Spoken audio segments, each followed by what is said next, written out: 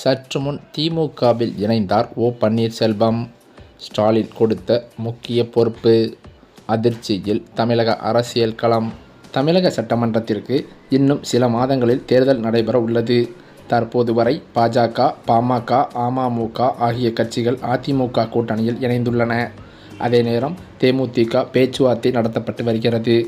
நாளைக்குள் அதிமுக, பாஜக உட்பட கூட்டணி கட்சிகளின் தொகுதி பங்கீட்டை முடித்து பிரதமர் மோடி கலந்து கொள்ளும் கூட்டத்தில் கூட்டணி கட்சி தலைவர்களை மேடையேற்ற அதிமுக திட்டமிட்டிருக்கிறது. இதற்காகவே பாஜகவின் தமிழக தேர்தல் பொறுப்பாளர் பியூஷ் கோயல் இன்று தமிழகம் வந்திருக்கிறார். அடுத்த 3 நாட்களில் தமிழகத்தில் முகாமிட்டிருக்கிறார். தமிழக அரசியலில் சட்டமன்ற தேர்தல் களமானது சுடுபிடிக்க தொடங்கியிருக்கும் நிலையில் தேசிய ஜனநாயக கூட்டணியில் முன்னாள் முதலமைச்சரான ஓ. பன்னீர்செல்வத்தை இணைக்க பாஜக தலைமை அதிரடியான மெகா ஆஃபர்களை வழங்கியுள்ளதாக தகவல்கள் வெளியாகியுள்ளன. அதிமுகவில் எடப்பாடி பழனிசாமிக்கும் ஓபிஎஸ்க்கும் இடையிலான மோதல் நீடித்து வரும் நிலையில் ஓபிஎஸ் தரப்பை தன்வசம் ஈர்க்க பாஜக தீவிரம் காட்டி வருகிறது. இதைத் தொடர்ந்து அதிமுக மூத்த நிர்வாகி வேலுமணி உள்ளிட்டோர் பியூஷ் கோயலை சந்தித்து தொகுதி பங்கீடு தொடர்பாக பேச்சுவார்த்தை நடத்தியிருக்கின்றனர். பாஜக தலைமையிலான அணியில் டிடிவி தினகரனின் அமமுக, புதிய நீதி கட்சி, ஜே ஆகிய கட்சிகள் இருக்கிறது. எனவே அதிமுகவிலிருந்து பாஜகவிற்கு ஒதுக்கப்படும் தொகுதிகளில் இருந்து உள்ஒதுக்கீடு வழங்கப்பட உள்ளது. குறைந்தபட்சம் 40 முதல் 45 தொகுதிகளை பாஜக தரப்பிலிருந்து கேட்கப்பட்டுள்ளதாம். அதில் பாஜகவிற்கு 20 முதல் 25 தொகுதிகளும், அமமுகவிற்கு 8 முதல் 10 தொகுதிகளும், ஜேகேஐ மற்றும் புதிய நீதி கட்சிக்கு தலா 2 தொகுதிகளும் ஒதுக்கப்படும் என கமலாய வட்டாரங்கள் தெரிவிக்கின்றன. அதிமுக கூட்டணியில் உள்ள பாமகவிற்கு 18 தொகுதிகளும், வாசனுக்கு 4 தொகுதிகளும், புரட்சி பாரதம், புதிய தமிழகம், ஜான் பாண்டியன் ஆகிய கட்சிக்கு 2 தொகுதிகளும் ஒதுக்கப்படும் என தெரிகிறது.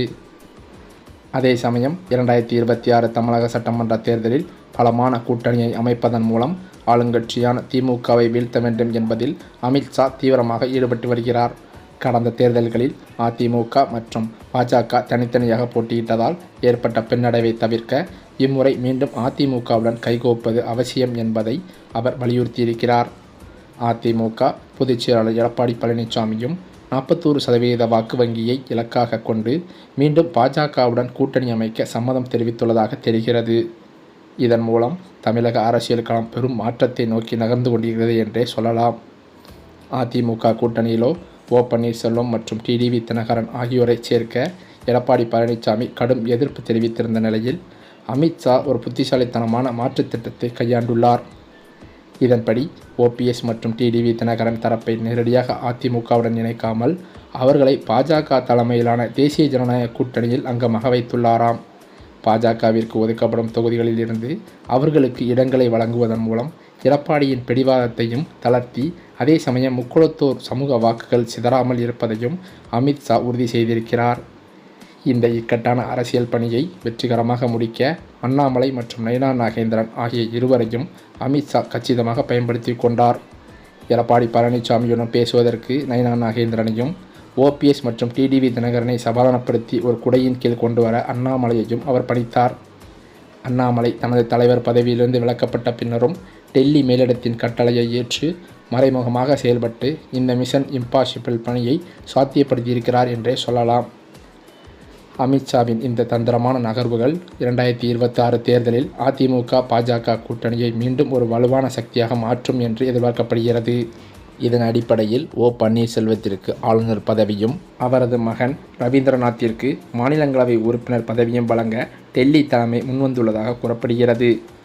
அதிமுக பொதுச் செயலாளர் எடப்பாடி பழனிசாமிக்கும் சிக்கல் ஏற்படாத வகையில் இந்த திட்டம் வகுக்கப்பட்டுள்ளதாகவும் தெரிகிறது. ஓபிஎஸ் தேர்தல் அரசியலில் இருந்து விலகி ஆளுநர் போன்ற உயர் பதவிகளை ஏற்றுக்கொண்டால் அதிமுகவின் ஒற்றை தலைமைக்கு எந்த இடையூறும் இருக்காது என இபிஎஸ் தரப்பும் இதற்கு சம்மதிக்க வாய்ப்புள்ளதாக அரசியல் பகுதிகளில் தகவல்கள் கருத்து வருகின்றன. அதே சமயம் தனது ஆதரவாளர்கள் திமுக பக்கம் சாய்ந்து வரும் நிலையில் தனது மகனின் அரசியல் எதிர்காலத்தையும் சட்ட ரீதியான பாதுகாப்பையும் கருத்தில் கொண்டு ஓபிஎஸ் இந்த ஆஃபரை ஏற்க தயாராகிவிட்டதாகவே தெரிகிறது.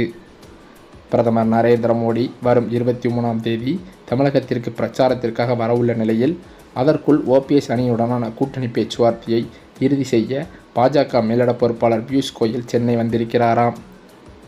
ஏற்கனவே டிடிவி தினகரன் இந்த கூட்டணியை உறுதி செய்துள்ள நிலையில் தற்போது ஓபிஎஸ் மகனும் பியூஷ் கோயலை சந்தித்து பேசியிருக்கிறார்.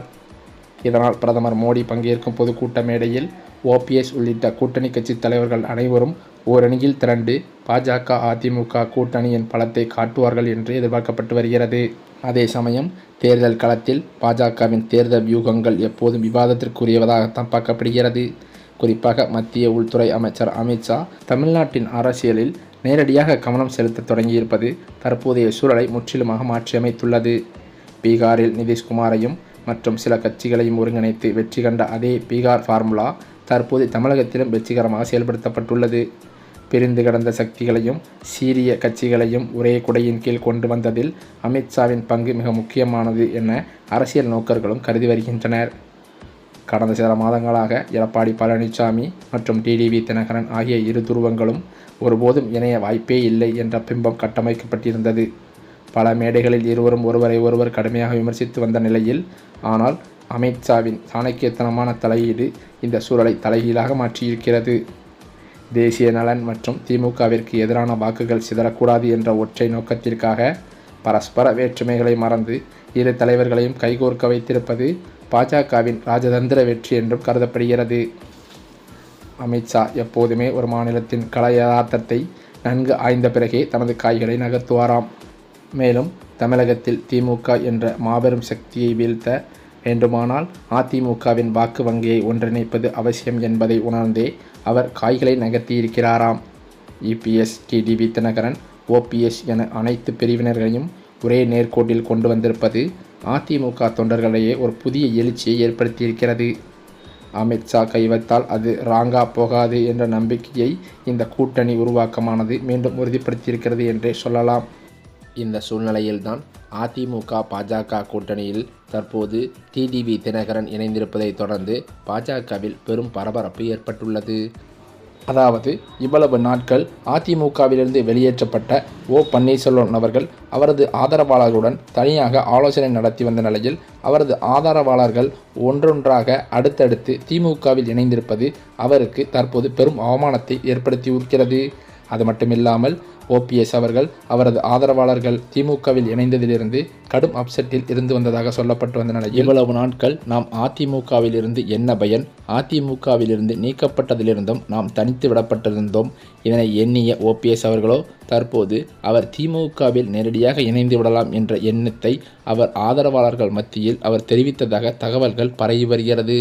இந்த தகவலானது இன்னும் அதிகாரப்பூர்வமாக அறிவிக்கப்படாத நிலையில் இன்னும் ஓரிரண்டு நாட்களில் ஸ்டாலினை நேரில் சந்திக்க இருப்பதாகவும் ஓபிஎஸ் வட்டாரத்தில் தகவல்கள் தெரிவிக்கின்றன.